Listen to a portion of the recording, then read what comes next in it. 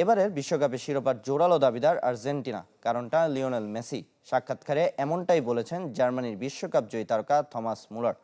আর বিশ্ব আসরে নিজ দেশ জার্মানিকে সতর্ক করেছেন সাবেক বায়ার্ন মিউনিখ তারকা।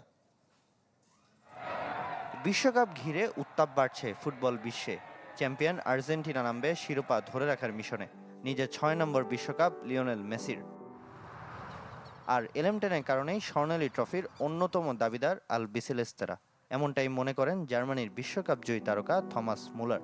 সম্প্রতি ম্যাজেন্ডা টিভিকে দেওয়া সাক্ষাৎকারে আর্জেন্টিনা ও মেসির প্রসঙ্গে কথা বলেছেন সাবেক বায়ার্ন মিউনিখ ফুটবলার। মেসির কারণে আর্জেন্টিনার শক্তির ভারসাম্য বদলে যেতে পারে, তবে একই সঙ্গে সেটি দলের পুরো ভারসাম্য বদলে দিতে পারে, ভালো বা খারাপ দুইভাবেই।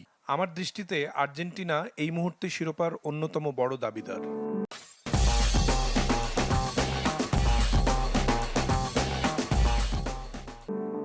মুলারের এই মন্তব্য হালকাভাবে নেওয়ার সুযোগ নেই, কারণ মেসির বিপক্ষে তার অভিজ্ঞতা বিশাল।